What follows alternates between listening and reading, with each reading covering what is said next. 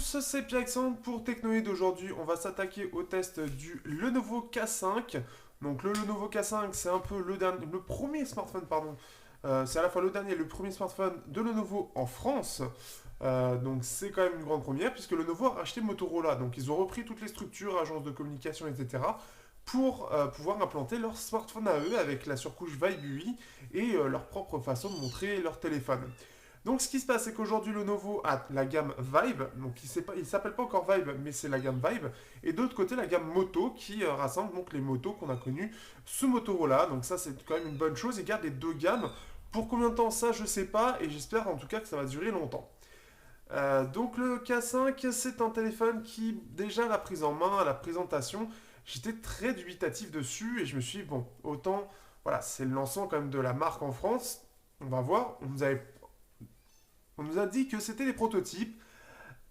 Le truc, c'est que j'ai toujours l'impression d'avoir un peu un prototype dans la main pour diverses raisons. Donc ça, on va voir ça. Le téléphone est sorti il y a quelques temps. J'ai mis un peu de temps à sortir le test parce que j'ai eu beaucoup de mal en fait à vouloir me lancer dans le test en fait. Parce que je sais pas si ça me fait mal au cœur ou quoi, mais ça me donnait pas envie. Il me donnait pas envie de faire le test, mais il faut le sortir quand même, au jour quand même. Faut pas déconner. Aujourd'hui, il peut se trouver jusqu'à 120 euros en plus bas. Normalement, il est sorti à 170. Et donc il a un téléphone, donc c'est un téléphone qui a en plus de ça un processeur Snapdragon, au lieu de l'année dernière il avait un processeur Mediatek, et le 4 Note et K3 était très intéressant, là où le K5 l'est beaucoup moins pour diverses raisons. C'est là où le K3 Note était vraiment quelque chose, limite je m'attendais à quelque chose à encore mieux que le K3 Note ou le K3 même. Là bah c'est un peu une déception et on va le voir tout de suite dans le test. Donc voilà, c'est un peu le premier smartphone de la marque. Et bah, pour le dire vraiment, il y a beaucoup de choses qui me dérangent sur ce premier téléphone. Tout d'abord, au niveau du design, on se retrouve donc avec un smartphone qui est quand même donné avec une coque, donc ça c'est plutôt cool. Donc une coque qui reste mate, comme on peut le voir, donc on peut voir qu'il y a quelques rayures, hein. Donc qui va pouvoir protéger le téléphone. Donc un téléphone qu'on peut voir, qui donc est assez compact, c'est quand même le truc positif. Si on prend par exemple le HomeTom HT3 qui n'est pas vraiment compact, il est un petit peu plus large quand même, hein, forcément, mais même lui il reste quand même assez bien optimisé. Face par exemple au Meizu, hop, ici, donc là c'est ce Meizu Pro 6, donc du 5.2 pouces, voilà, c'est à peu près normal hein, sur du milieu de gamme. Un 5.2 pouces correspond à un 5 pouces en entrée de gamme, donc ça il est correctement optimisé, la prise en main est plutôt bonne, il est assez épais d'ailleurs, donc ça c'est une chose qui frappe assez rapidement d'ailleurs. Tout d'abord on va faire quand même un petit tour du propriétaire. Euh, donc en façade on a le bouton Home, enfin le bouton pardon multitâche, Home et retour. En haut on a la caméra, le haut-parleur et capteur de proximité et luminosité. À droite nous avons le bouton Power et le bouton moins et plus. Au-dessus, nous avons, alors, ce qui est assez étrange et très peu vu, hein, c'est surtout sur quelques smartphones chinois qu'on peut le voir, une micro USB qui est au-dessus avec la prise jack. À gauche, nous avons rien. En dessous, on a juste le micro. Donc ça fait vraiment étrange d'avoir une tranche basse où il n'y a rien. Et tout est en haut. Donc là, on peut voir ici, les deux sont en haut. Au dos, on se retrouve avec un capteur ici de 13 mégapixels avec ici un capteur photo avec un flash. Et ici, on a un autre micro, un troisième micro. On a aussi deux sorties, alors là, il va falloir m'expliquer la logique de deux haut-parleurs, donc deux haut-parleurs Dolby, qui sont plutôt corrects, on verra ça dans la partie son, mais qui sont placés en dorsale. C'est-à-dire que c'est quand même l'un des arguments marketing de la marque, c'est deux haut-parleurs qui sont APC puissants, mais ils sont tous les deux en bas et au dos, donc c'est même pas genre ils sont en stéréo, c'est ils sont en bas tous les deux. C'est même pas ils sont en façade, c'est ils sont en bas tous les deux. C'est quelque chose que je ne comprends pas. Je ne comprends pas vraiment la logique de faire un téléphone où on met en avant des haut-parleurs qui sont tous les deux, qui sont placés de façon extrêmement classique. On peut voir même les petits ergots pour éviter justement que ça étouffe le son.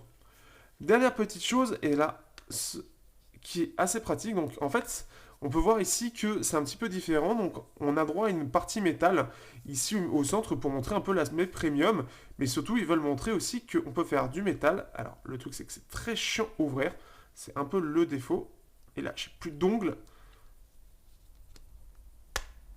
c'est très chiant à ouvrir, parce que le métal c'est un peu plus résistant que du plastique pour ouvrir. J'ai toujours peur en fait de le tordre en fait en faisant ça. Voilà, c'est bon, c'est réussi. Donc ici on peut voir donc la coque métal. Ici on peut voir en fait que ça, je pense que c'est pour dégager la chaleur. Et on peut voir en fait le métal ici. Donc c'est vraiment une partie en métal posée sur du plastique. Donc à vous de voir ce que vous pensez, ce que vous en pensez. Moi je me dis que c'était pas forcément obligatoire de faire ça, surtout que c'est chiant à enlever en plus. Donc c'était pas vraiment obligatoire. On peut voir ici une batterie, donc là la batterie de 2750 mAh avec deux ports micro SIM et un port donc SD. Donc ça c'est plutôt cool pour ceux qui sont à la recherche d'un dual SIM plus carte SD. Ça va permettre quelque chose voilà, de très positif. Euh, Au niveau des antennes, alors je sais pas trop, ici c'est pour faire pour les antennes, en fait, peut-être pour les amplifier.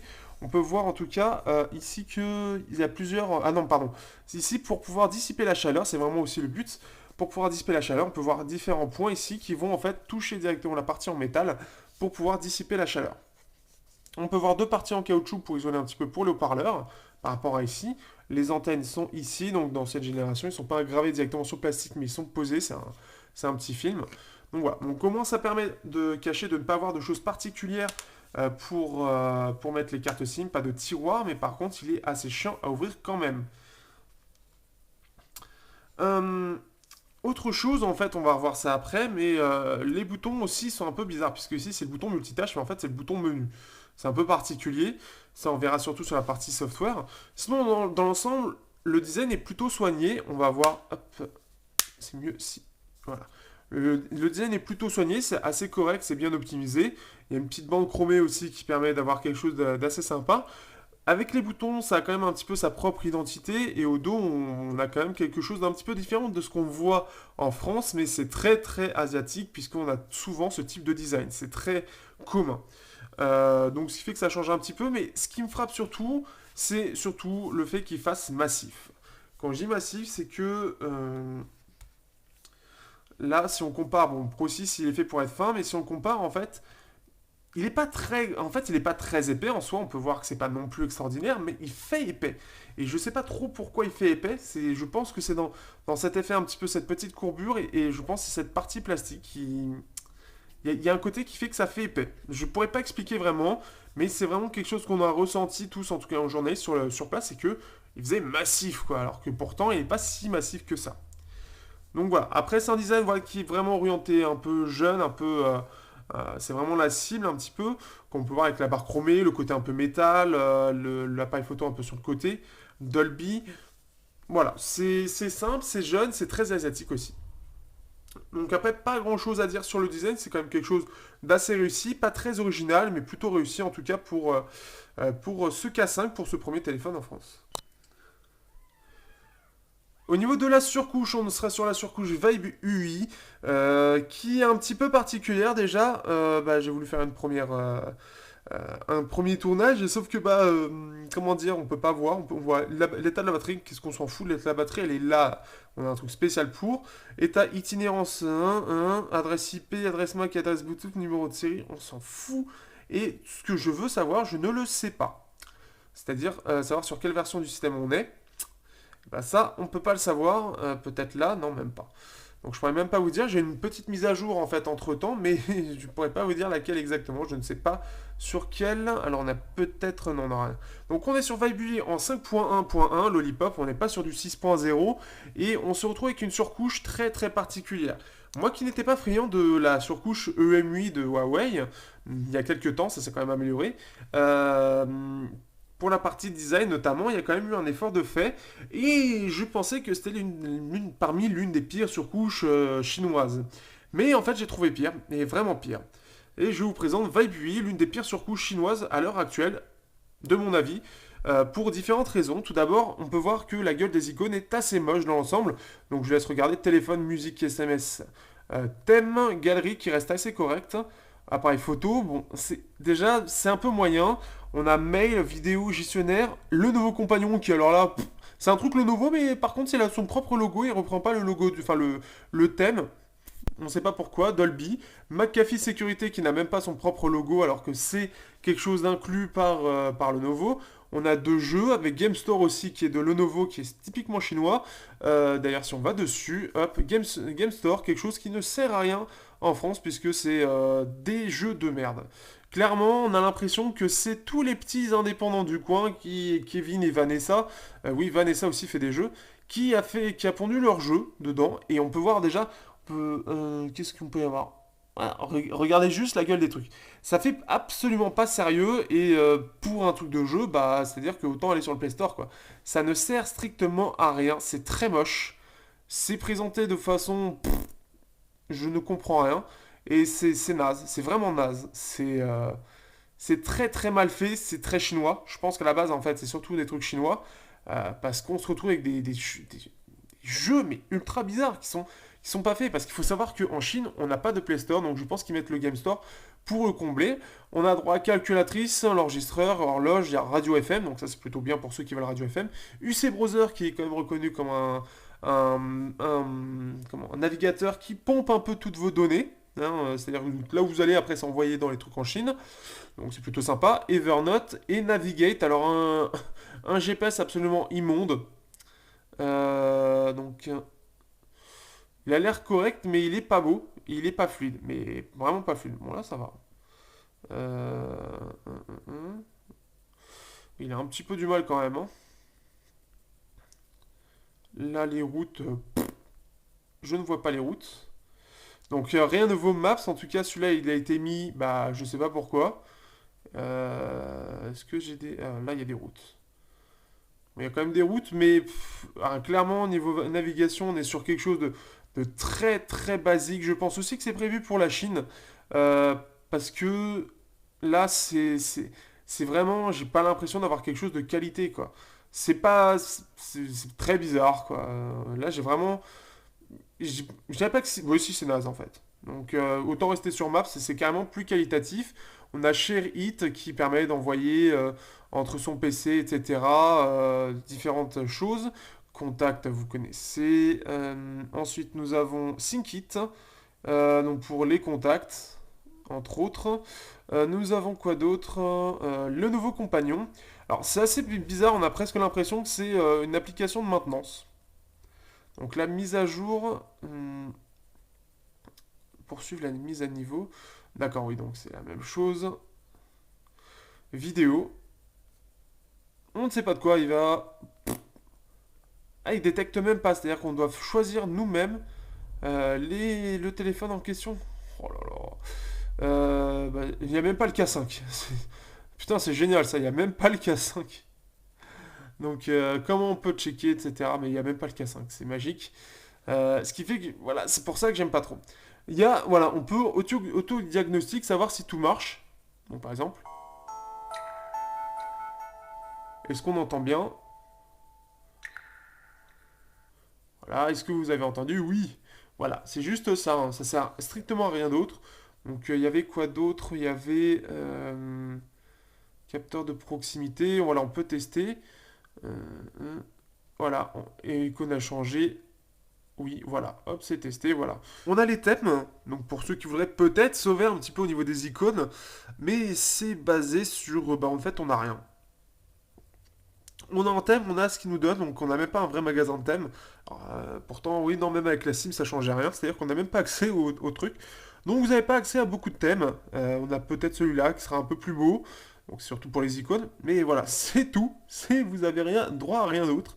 C'est très limité. Donc voilà, c'est tout ce qu'on a.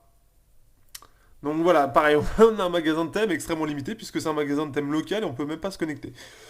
C'est magique. On a quand même tout ce qui est de Google. Donc ça c'est quand même déjà une bonne chose. Le lecteur de musique, on a... Donc, hop. C'est pas... C'est très très basique, comme on peut le voir. Vraiment très très basique. Euh,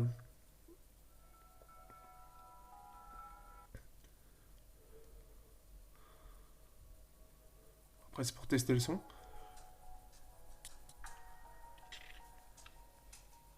Ensuite, qu'est-ce qu'on a d'autre dans les paramètres? On va arrêter ça. Alors ensuite, on a l'accueil. Alors on a le nouveau launcher, donc on peut choisir si c'est le nouveau ou autre chose. Forcément, je suis parti. On a ensuite affichage, affichage avec donc effet d'écran. Alors là, c'est quand même assez magique. Donc déjà, on peut partager écran partagé réalité virtuelle. donc après, on peut en fait choisir de mettre en mode partagé, en mode écran virtuel. Le problème, c'est que l'écran n'est pas adapté, puisque c'est du 720p et pas du 1080p, donc ça ne sert strictement à rien sur cet appareil, donc je ne sais pas pourquoi ils l'ont implanté. Ça ne sert à rien, surtout que c'est une option pour l'activer en fait sur le bouton d'alimentation. Pourquoi ne pas l'avoir mis directement pour pouvoir le faire? Ben, en fait, ça sert à rien. Je ne piche pas du tout l'intérêt. Je J'ai pas compris. D'accord. On a effet d'écran, en fait, c'est pour choisir en fait mode confort ou personnalisé. Quelque chose qui va être très utile, je vais en parler après sur l'écran, mais l'écran est vraiment pas beau, quoi. Et ça, on en reparlera. On a la veille, effet de veille interactif. Non, écran de veille, je le vois l'effet tellement partout.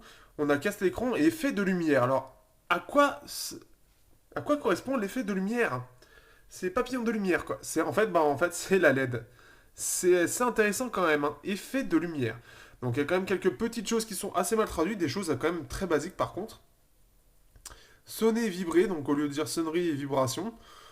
Voilà, c'est des petites choses comme ça, mais perturbant un petit peu. Déjà, Flyme n'était pas forcément très bien vu par rapport à ça, mais alors là, c'est quand même pas mal non plus. Le stockage, on se retrouve avec un stockage de 16 Go. Donc après, on en a environ une dizaine de libres. On peut mettre sur les cartes SD. Donc notamment choisir en fait de mettre sur la carte SD tout ce qui est tout ce qui est jeu en fait. Là on peut voir donc au niveau de l'autonomie, donc voilà, par rapport à ce que je fais. Hop, écran, donc là 11 minutes on est à 95%, donc c'est pas terrible. Savoir que là on peut voir qu'on n'a pas grand chose alors que j'ai lancé quelques petites applications, donc c'est une application batterie pas forcément qui montre pas forcément tout. Notification si l'appareil est verrouillé, donc choisir ça, notification de l'application. Donc là, choisir pour chaque application ce que vous voulez en fait en notification. Alors je vais vous montrer exactement ce qu'on peut choisir. Donc bloquer, prioritaire, et donc là, afficher les cartes et les paramètres de l'appareil. Donc dans notification, on peut accéder aux paramètres de l'application en question. Pourquoi pas? C'est une idée comme une autre. Accès aux notifications, aucun outil d'écoute des notifications est... Je ne comprends même pas ce que c'est. C'est magique, hein. Ensuite, gestion des applications en arrière-plan. Alors là, on va être sur quelque chose de très Huawei. Donc c'est-à-dire qu'on va choisir les applications qui ne seront pas bloquées. Et bien à jour au fur et à mesure les applications parce que bah, il n'est pas assez rapide. Donc d'accord, c'est oui je m'amuse. Donc ce qui fait qu'on peut choisir. J'ai Samsung Push Service, mais qu'est-ce que ça fout là? J'ai Samsung Push Service. Plugin, pourquoi? Pourquoi j'ai du Samsung? D'accord, non mais d'accord. Je ne cherche pas trop à comprendre, ça devient n'importe quoi. Donc ce qui fait qu'on peut voir, en fait, on peut choisir ce qui est bloqué ou non au démarrage, en fait, au démarrage de l'appareil, en fait. Qu'est-ce qui peut démarrer automatiquement? Contrôle d'autorisation. Donc c'est même pas l'autorisation, c'est le contrôle d'autorisation. C'est un peu particulier, donc autorisation on peut choisir. Autorisation de l'application, donc là on peut choisir ce qui était choisi, c'est tout est à zéro. Aucune application. D'accord, on peut même pas, on peut rien. Bon, je ne veux pas chercher à comprendre. Ensuite, sécurité, langue, mise hors tension ou sous tension. Donc, on peut choisir quand est-ce qu'il s'éteint et quand est-ce qu'il s'allume pour tous les jours ou tel jour et telle heure, etc. Donc, ça, c'est quelque chose de plutôt cool. Et voilà, on a fait un peu le tour des paramètres. J'avais montré, parce que oui, Tap the Frog, il est là aussi. Je t'ai pas dit, mais il y a un petit jeu tout bête. Hein, Tap the Frog, c'est vraiment le minimum. Donc, c'est une surcouche qui, je trouve, est absolument immonde. Est-ce que j'ai des choses Est-ce que je peux effacer? Donc c'est une surcouche absolument immonde et ce qui fait que on se retrouve avec... Je n'aime pas du tout. Je trouve ça juste mais horrible. J'aimerais bien le supprimer. Mais sérieusement, je ne peux même pas supprimer le dernier appel. Bon, on va faire comme ça hein, parce que ça me saoule. Donc voici aussi l'application de téléphone qui fait très vieillotte aussi. On a l'impression d'avoir quelque chose de début Android, quelque chose comme ça. C'est assez moche. Et je ne peux même pas supprimer le dernier appel. Donc je suis obligé de le bloquer au lieu de pouvoir vous le montrer. C'est juste magique. Ensuite, les SMS, je ne l'ai pas montré. Donc c'est aussi très basique, hein, vous en doutez. Bon, je peux pas lancer. Est-ce que j'ai peut-être... Non, bah je ne peux pas lancer. Donc ce qui fait que voilà, j'ai à peu près fait le tour. La galerie, j'ai pas montré la galerie. Donc galerie, alors là, on a l'impression d'être sur du KitKat. Euh, donc c'est l'application de base Android, ils sont pas vraiment fait chier. Donc ce qui fait que voilà, c'est pas le pire. Donc je crois qu'on peut faire ça pour dézoomer. Non, non, il faut appuyer dans un endroit vide. Et là on peut mettre des widgets, fond d'écran, préférences. Et là, on peut choisir, alors petite chose sympa quand même, on peut choisir en fait Vibe UI ou Android. C'est tellement très clair. En fait, quand on est en mode Android, en fait, on va avoir un tiroir d'applications. Donc ça, c'est sympa que ça l'intègre de base. Par contre, c'est juste, c'est-à-dire que il faut savoir à quoi ça sert, quoi. Vibe UI, Android. La seule chose qui change, c'est qu'il y en a un avec un tiroir d'application et l'autre non. Mais c'est tout.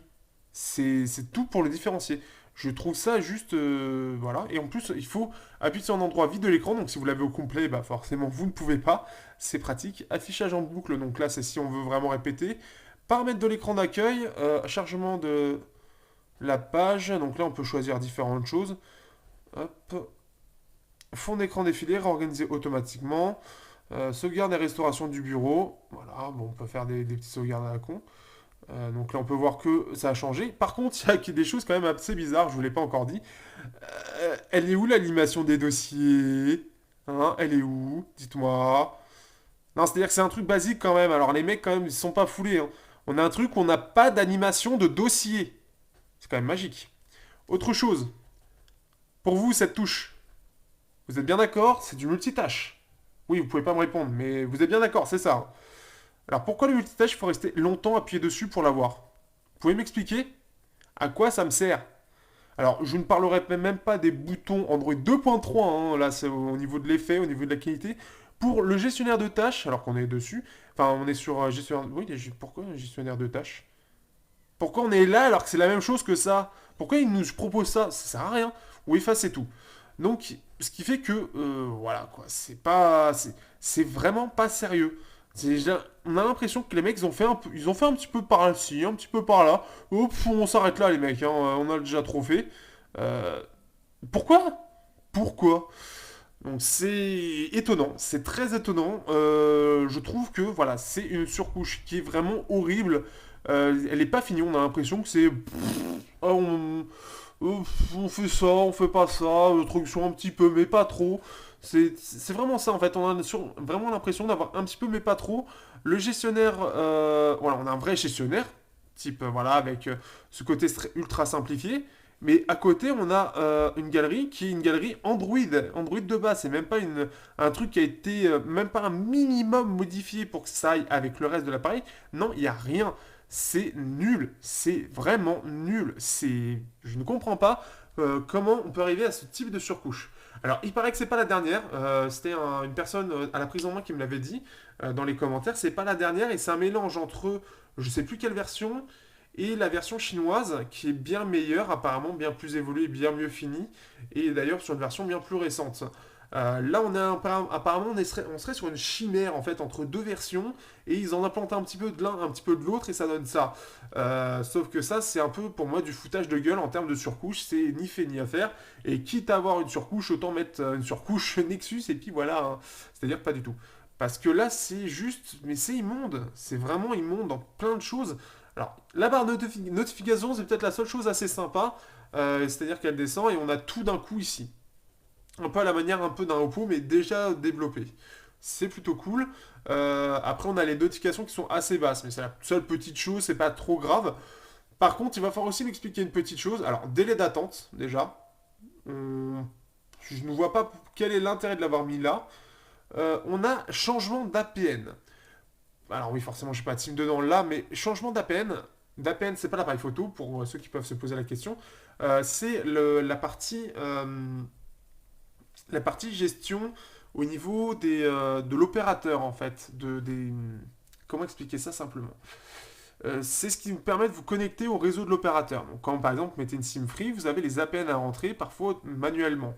Ce qui fait que vous devez rentrer quelques petites choses. Mais là, je ne comprends pas l'intérêt de mettre un truc aussi inutile et aussi peu visible, puisque la plupart déjà des SIM implantent les APN de façon automatique, à part Free qui ne l'implémente pas automatiquement.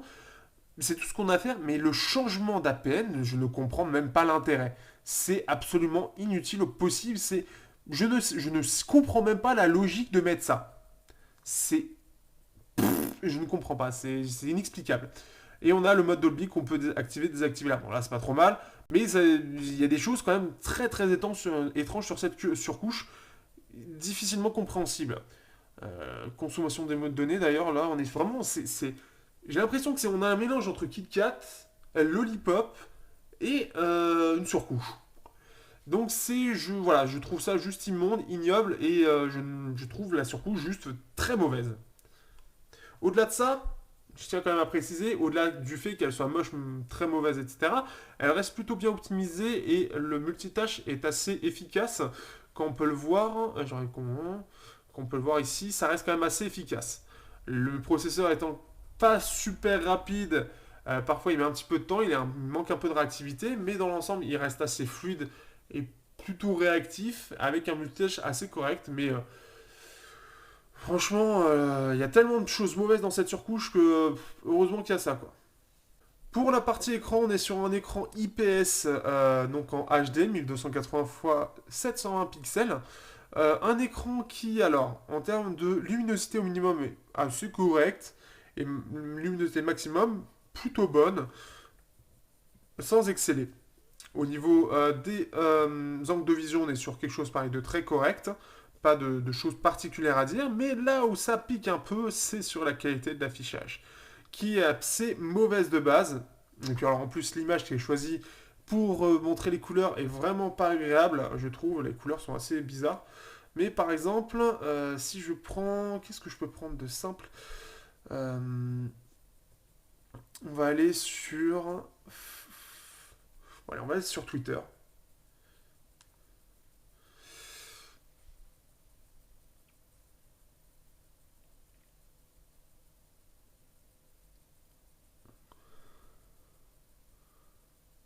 Déjà sur Twitter, on n'a même pas la même chose, ça va être relou. D'accord. Ah oui, non, c'est parce que lui, il était pas... Hop. Alors...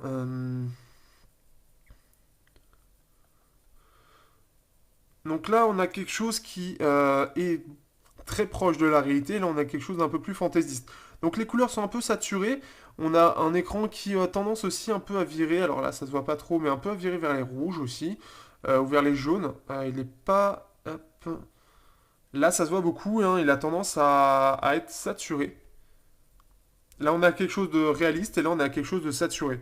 Vraiment. Et ce qui fait que c'est pas agréable du tout à l'œil. On peut voir en plus que l'image est plus compressée. Ça, j'avais pas remarqué, mais l'image est plus compressée de ce côté-là que de ce côté-là. Donc, c'est pas beau. Et on peut voir le bleu qui part complètement, qui est vraiment saturé. Le rouge aussi. Tout est saturé sur cet écran-là. Alors, on peut le régler. Mais je trouve quand même que le rendu, en fait, est pas agréable à l'œil. Alors, il est pas ultra mauvais, il va pas vous piquer les yeux en soi, mais les couleurs sont pas très belles en fait. Parce que c'est flashy, mais il y a un côté, je pense, au niveau de la température des couleurs qui fait que c'est pas agréable. On a quand même le mode confort en fait qui va être entre le jaune et le rouge, donc un peu comme ce que fait Oppo, qui est assez bien pour reposer vos yeux. Ça, c'est quand même la chose très positive. Donc si vous avez tendance à être assez fatigué quand vous regardez beaucoup les écrans, c'est quelque chose d'assez sympa. Donc là, on peut gérer en fait, quand même avec la partie personnalisée qui a un peu du mal à suivre, la saturation, mais on n'arrive pas trop à... En fait, ça change rien. Sérieusement, ça change... Si, ça change un peu, mais ça change de façon assez légère. Bon, ça, la saturation au minimum, ça a l'air d'aller. Et la teinte, là, on peut choisir froid ou chaud. Il a quand même du mal. Vous vous rendez compte? Oh la vache! Ça, c'est le processeur qui est quand même à la ramasse. On va aller un petit peu plus par là. Si on regarde, alors déjà on commence à avoir quelque chose, en fait c'est ultra fade là maintenant, Twitter.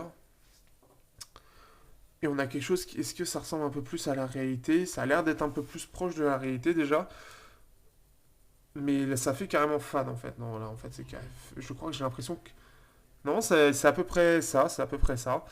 Un poil fade, mais ce qui fait que ça rend pas super bien quoi. On a quelque chose d'un peu froid là. C'est moi qui ai mal réglé. Donc après, en gros, faut régler un petit peu au niveau des couleurs, parce que de base, c'est quand même assez mal réglé. Et bon, en fait, faut... Allez, on va voir. Ouais, ouais, c'est quand même... Ça va, mais ça passe. Il faut faire quelques réglages, en gros, pour avoir un bon écran, mais de base, c'est vraiment pas terrible. C'est moyen, c'est carrément moyen. Les blonds sont corrects, mais j'aime pas le rendu globalement de l'écran me dérange. Comme dirait un gars de mon taf, ça me dérange. C'est surtout de base. Oui, on a une espèce de teinte verdâtre bizarre et des couleurs qui sont pas très belles. On peut rattraper quand même ça avec la partie personnalisée, mais de base, franchement, l'écran est vraiment pas beau. Et là, c'est un peu plus, c'est acceptable, on va dire. Mais il y a quelque chose dans le rendu qui m'interpelle et j'aime pas vraiment l'écran. C'est un peu dommage d'avoir un écran qui le rend pas bien comme ça.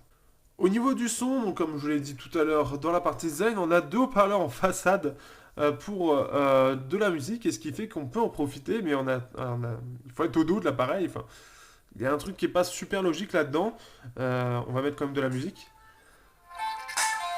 On a quand même quelque chose d'assez puissant. Alors là, avec le Dolby, ça va donner quelque chose, une stéréo un peu plus large, donc c'est quand même assez sympa.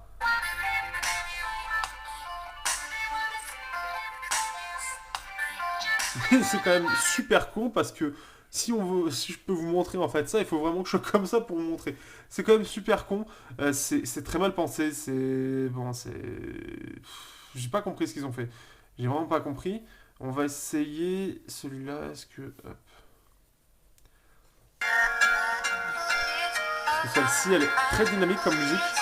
Donc Aloha de Môme. Hop.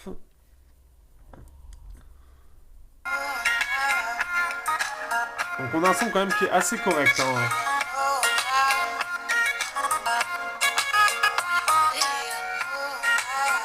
Voilà, on n'entend pas trop la différence entre le Dolby et nous, mais ça permet d'avoir déjà une petite idée de la chose. Il faut savoir qu'on a aussi une application dédiée, comme vous l'avez vu, et donc on va pouvoir en fait gérer ça. Démarrer la démo, donc là on va pouvoir voir une petite démo. Donc c'est vraiment pour nous montrer que voilà, ça a un bon son. Clairement oui, il a un son qui est assez correct. Alors, en comparaison, par rapport au Idol 3 en 5.5, bah, l'Idol 3 s'en sort un peu mieux, et puis surtout il a l'avantage d'être en façade. L'Idol 3 qui est quand même en dessous du 4S par exemple et du Moto X-Style, mais on est un peu en dessous. Et surtout, voilà, c'est le placement des haut-parleurs que je ne comprendrai jamais en fait. Pour quelque chose qui prône le son, c'est quand même quelque chose de juste bizarre. En termes. Alors, forcément, il faut que je trouve le câble. C'est bon, j'ai un câble. En termes de son en jack aussi, alors on a l'avantage quand même d'avoir le Dolby, et le Dolby en jack est pas mal du tout, et là ça va servir un peu plus à quelque chose. Ce qui fait qu'on va avoir une sortie son qui est tout à fait correcte, tout à fait intéressante. On va redémarrer la démo. Avec bien sûr. Hop, faut que ça s'allume, c'est mieux.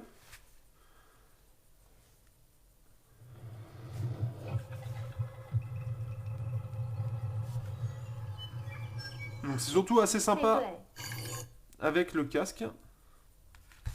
Il s'est pairé avec je sais pas quoi. Donc, ce qui est génial, c'est qu'en plus de ça, on peut pas choisir d'où commencer la vidéo. Mais en gros, en son, on va avoir une jack qui est vraiment correcte, un son vraiment pas mal, qui s'explique tout simplement.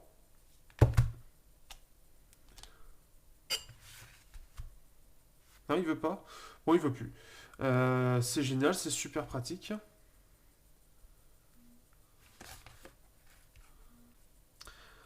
L'autre défaut de l'appareil, qu'est-ce que c'est? C'est l'appareil photo. Alors l'appareil photo, c'est le même utilisé pour le Redmi Note 2 et le Oppo F1, donc un Samsung. Alors j'ai plus la référence exacte, c'est un ISOCELL, mais d'entrée de gamme de 13 mégapixels. Et le problème déjà, c'est quand vous voyez, bon alors l'animation pour prendre la photo est assez lente, et il est assez lent pour prendre des photos. Comme vous pouvez voir aussi, alors je crois qu'il a quelques trucs, mais on peut voir déjà que le rendu est pas super bien, et je le trouve en dessous de ce que peut faire le Redmi Note, et en dessous aussi de ce que peut faire le Oppo F1. On n'a pas des photos qui sont assez vraiment belles, c'est tout juste correct. En termes de rendu global, en termes de précision, de détail, de couleur, on est en dessous de ce que se fait sur la même concurrence. C'est pas terrible du tout.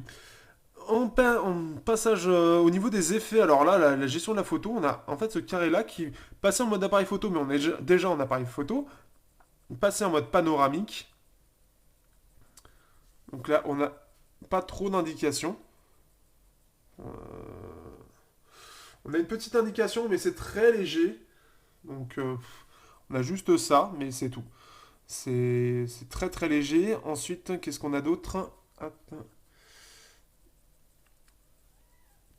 Ici, on a les effets. Donc en général, on a des plis sur les côtés. En général, on a un petit truc effet. Là, c'est dans les effets. C'est comme si c'était un mode. Donc voilà, mono, sépia, voilà, quelque chose de classique. Donc c'est déjà, je trouve, une application photo qui n'est pas terrible. Euh, Elle est mal foutue, elle est pas très bien foutue, elle est mal pensée. On a le mode HDR, le choix pour le flash. Ici, normal ou minuteur.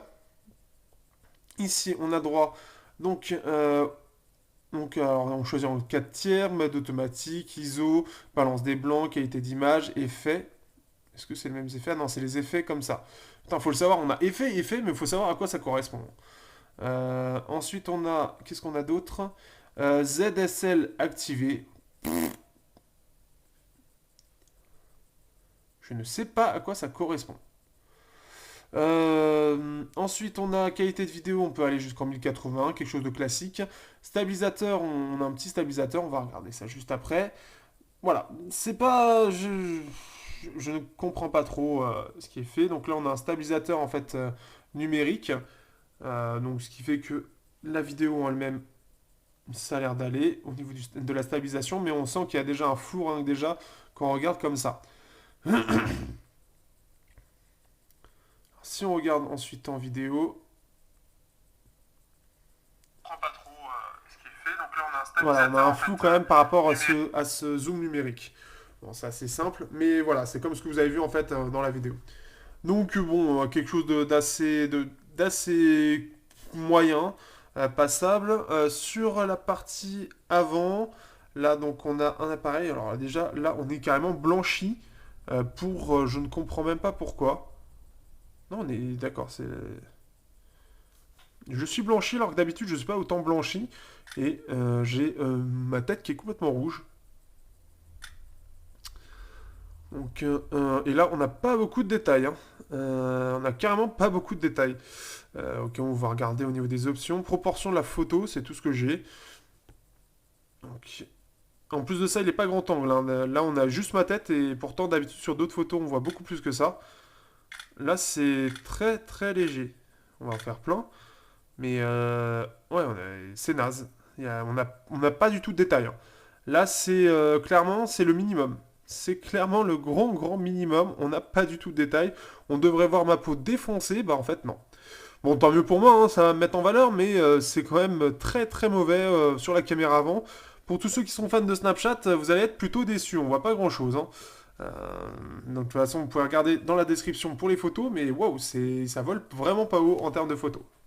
Au niveau de l'autonomie, donc entre un écran HD avec un Snapdragon 415 et donc une batterie de 2750 mAh qui en plus est amovible, c'est quand même une chose assez sympa, on va pouvoir remplacer la batterie.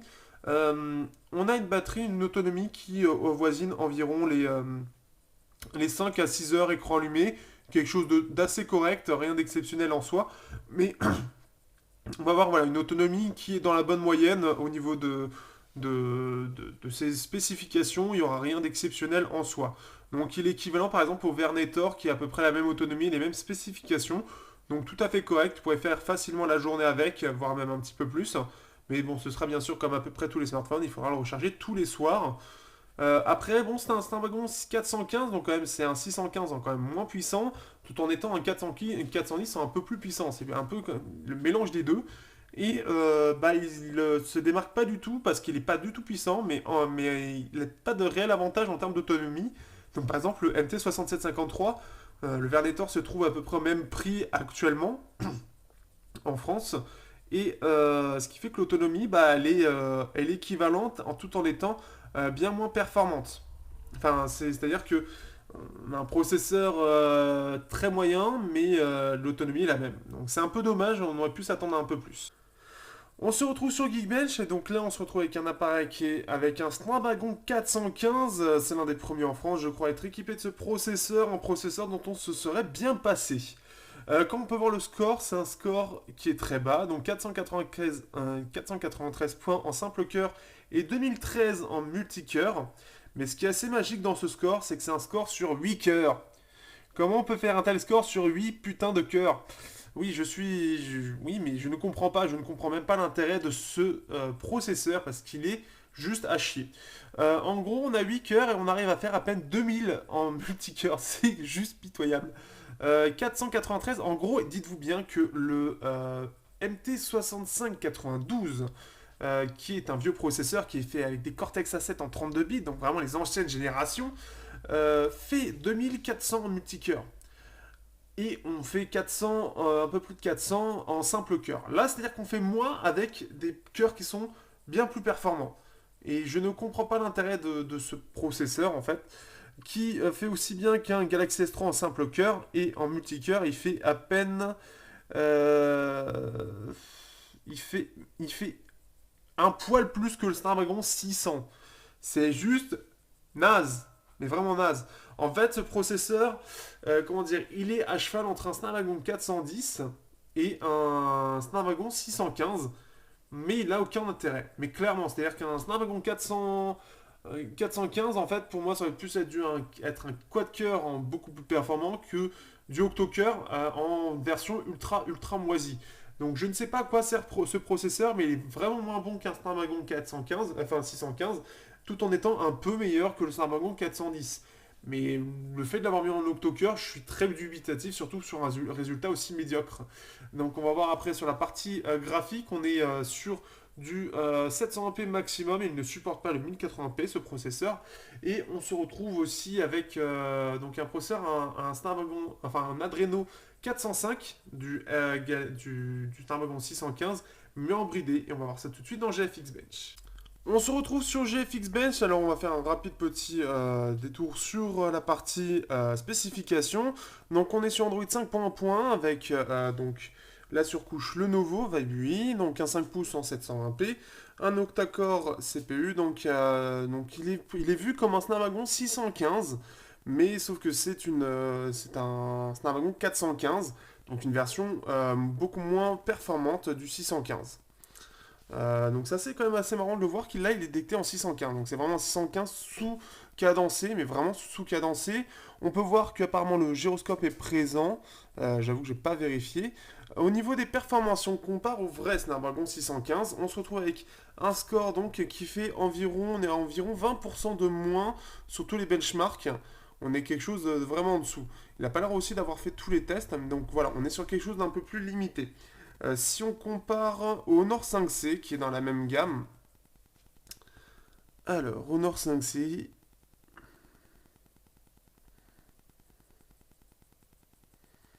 5, Honor 5C. Là, on se retrouve avec un score, si on est tout le monde en 1080p, 61% supérieur au Honor 5C. Ici et ici, après, pour les petits benchmarks, il est supérieur. Le reste, c'est quand même globalement supérieur pour le Honor 5C.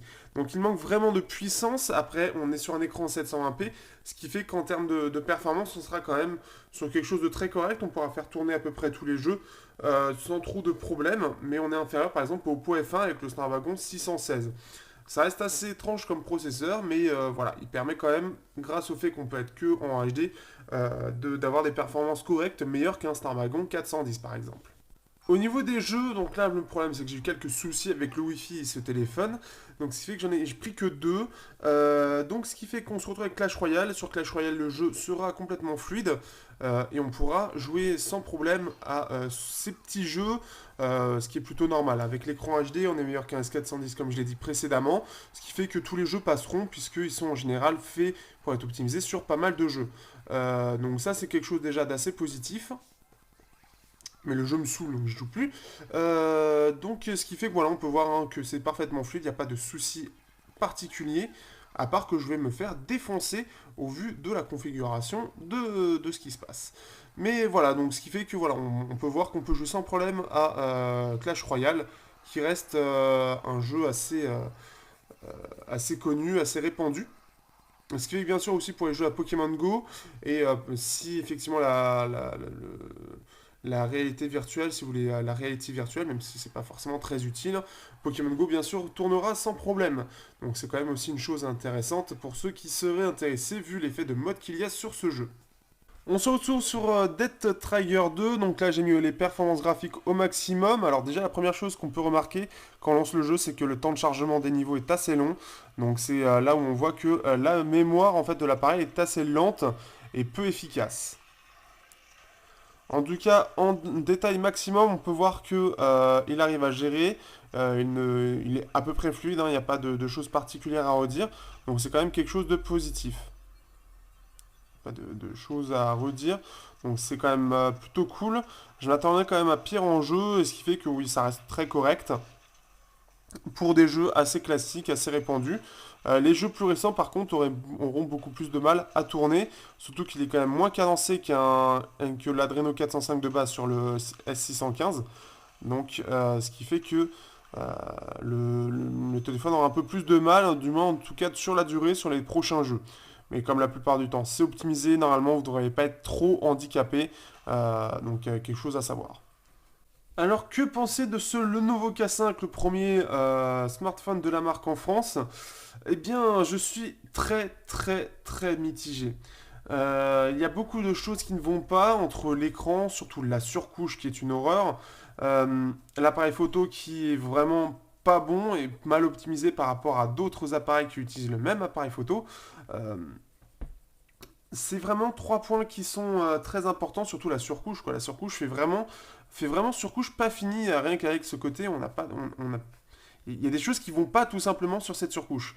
Et c'est quelque chose qui m'a réellement heurté dans mon expérience utilisateur par rapport à ça. Au-delà de ça, on a un appareil qui tient bien en main, un 5 pouces avec un processeur à peu près correct, mais qui manque quand même pas mal de puissance. Le fait qu'il soit sous-cadencé, ça sacrifie carrément les performances, et on se retrouve quand même avec quelque chose au quotidien qui va être parfois lent en termes de réactivité parce qu'on a une mémoire qui est lente, donc l'ouverture d'application peut être un peu lente et ça va se ressentir au quotidien, on va avoir quelque chose qui va vraiment pas être réactif.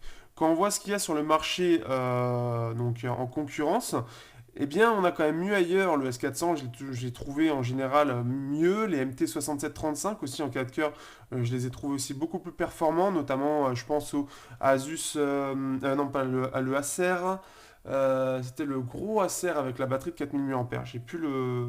C'était le Z630 qui était avec un MT6735 et qui se comportait bien mieux que lui, qui est un octo-cœur, qui est juste un S615 en sous-cadencé. On est vraiment sur quelque chose qui manque réellement sur plusieurs choses. L'écran en plus a un rendu assez spécial. Il n'est pas en soi mauvais, mais il faut le régler pour avoir quelque chose de correct, d'à peu près proche de la réalité. Sinon, il a tendance à être saturé avec un espèce de truc vert-jaune. C'est pas agréable. On a quand même une coque qui est inclue avec l'appareil, c'est con, mais c'est vrai que c'est quelque chose qui est assez rare et en général il faut s'en procurer une à côté. Ici elle est incluse, ce qui fait que ça permet de protéger directement le portable. Le côté métal aussi, est-ce que ça a une réelle utilité? Je ne sais pas. Je ne sais pas si c'est une influence sur les coûts, sur d'autres choses, mais je pense qu'on aurait pu s'en passer. Mais voilà, en tout cas c'est un appareil qui, pour moi, je suis très mitigé dessus. Quand on voit par exemple le Moto G4, il est bien plus intéressant globalement, puisque mieux équipé et surtout, bah, il est sur une surcouche, enfin il n'y a pas de surcouche, c'est Android pur mais très bien optimisé, avec globalement c'est très bien équilibré. Là on est sur quelque chose où on va avoir des points importants où on va vraiment buter, une surcouche qui n'est pas finie, les appareils photo qui sont à la ramasse, l'autonomie reste tout de même correcte, l'appareil photo est à la ramasse, le processeur est quand même pas très puissant, voire pas puissant du tout. Ce qui peut gêner pour certaines personnes. Enfin, ça fait quand même beaucoup de choses. Donc, moi, quitte à vous dire, si vous voulez acheter du Lenovo, prenez sur la gamme Moto en attendant les futurs modèles de Lenovo. Le plus décevant en plus là-dedans, c'est que quand on regarde les K3 et K3 Note, ils étaient bien plus intéressants en termes de spécifications et apparemment très bien réussis. J'ai l'impression qu'il y a une régression entre l'ancien modèle et le nouveau. pour avoir quelque chose d'un peu plus premium, puisque les anciens étaient un peu cheap, mais très bien réussis. Et là, on est sur quelque chose qui fait pas premium, mais qui fait un petit peu classe avec ce côté métal, mais clairement en utilisation est pas agréable du tout. On sent vraiment la lenteur et puis surtout le côté ultra bancal, pas fini de la surcouche. C'est assez dommage. Donc c'est un appareil que j'aurais du mal à recommander parce que je veux dire, autant le Honor 5C, c'est deux choses qui restent des points noirs, mais qui, malgré ça, on a plus l'impression que c'est un petit problème au niveau de l'optimisation. Là, c'est clairement, on a l'impression que les mecs se sont dit, bon, bah, ça passera comme ça, il manque une animation, on s'en fout. C'est clairement ça, c'est-à-dire que j'ai plus l'impression d'avoir quelque chose de fini avec le Honor 5C, bon, ça reste quand même bien fini, que le 4.5 où j'ai l'impression que c'est à moitié fait et que les mecs s'en branlent un peu. Donc, ce qui fait que pour un premier smartphone en France, bah, je pense qu'ils auraient pu proposer quand même bien mieux. Sur ce, à bientôt pour un prochain test sur Technoid et n'hésitez pas à dire votre avis par rapport au K5. En tout cas, voilà, moi je ne suis pas du tout convaincu en espérant que les prochains smartphones de la gamme Lenovo seront plus intéressants.